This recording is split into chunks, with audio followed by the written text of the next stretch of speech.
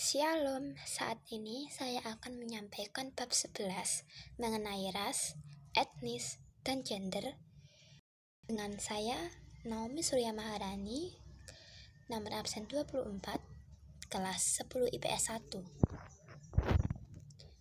Dalam bab ini akan saya sampaikan 4 soal. Soal yang pertama yaitu jelaskan pengertian ras, etnis, gender. Berikan contohnya. Yang pertama, ras. Ras adalah penggolongan suku bangsa yang didasarkan ciri-ciri fisik. Contohnya, ras Negroid, ras Mongoloid, dan ras Kaukasoid.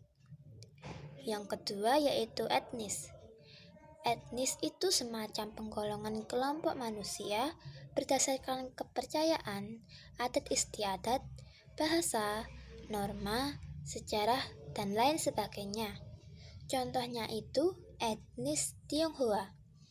Etnis biasa kita sebut sebagai suku. Bisa juga contohnya yaitu suku Jawa, suku Sunda, suku Batak, dan lain-lain. Yang ketiga yaitu gender. Gender adalah konsep hubungan sosial yang membedakan kedudukan, fungsi, dan peran laki-laki dan perempuan dalam masyarakat.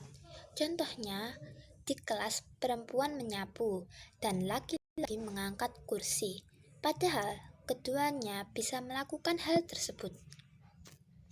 Soal yang nomor 2 yaitu sebutkan tokoh-tokoh dunia dan tokoh-tokoh Indonesia yang berperan ras atau etnis dengan perjuangan yang dilakukan. Yang pertama tokoh dunia dulu. Yang pertama, Martin Luther King adalah aktivis Afrika sampai Amerika, pejuang hak asasi manusia. Yang kedua yaitu Nelson Mandela.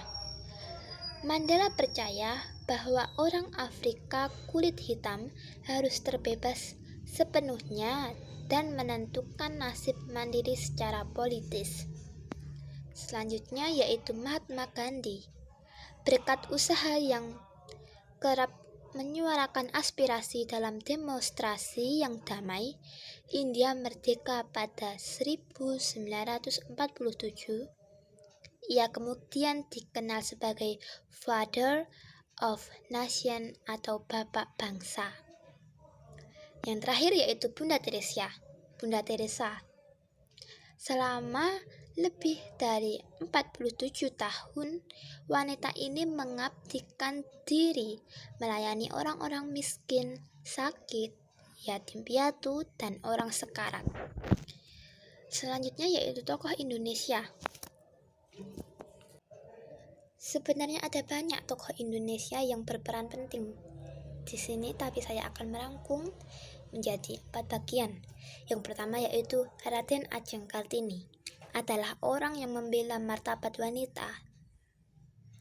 Akibat keinginannya mewujudkan wanita dapat bersekolah setelah melihat wanita Eropa dapat menuntut ilmu.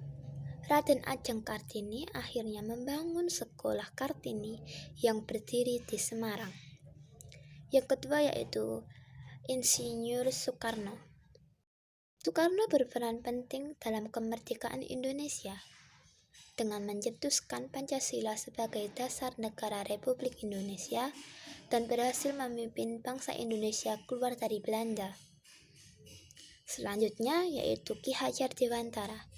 Ki Hajar Dewantara atau Raden Mas Suwardi Surjaningrat merupakan seorang aktivis politik dan pelopor pendidikan bagi masyarakat Indonesia. Ia mendirikan perguruan taman siswa untuk masyarakat Indonesia agar dapat menempuh pendidikan yang layak. Yang terakhir yaitu Jenderal Sudirman.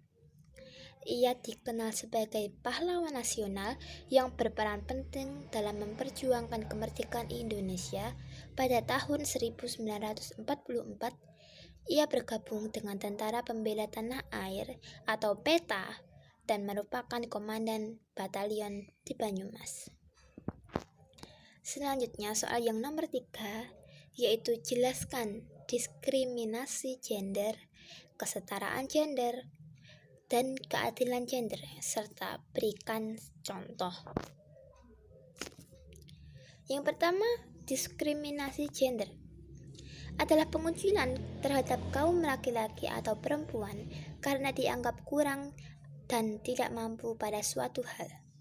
Contohnya, misalnya wanita tidak boleh bekerja karena tidak sesuai kodratnya, padahal wanita tersebut mampu bekerja dan membagi waktu antara pekerjaan dan kodratnya sebagai wanita. Selanjutnya yaitu kesetaraan gender adalah sebuah pandangan pemikiran bahwa laki-laki atau perempuan harus diperlakukan dengan setara. Contohnya, kebebasan laki-laki atau perempuan mendapatkan pendidikan sebebas-bebasnya atau setinggi-tingginya. Selanjutnya yaitu keadilan gender.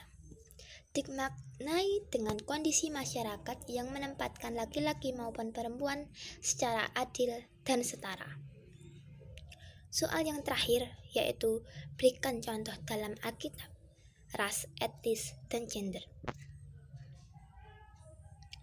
Dalam Roma 10 ayat 12, Rasul Paulus menuliskan, sebab tidak ada perbedaan antara orang Yahudi, karena Allah yang satu itu adalah Tuhan dari semua orang, kaya bagi yang berseru kepadanya.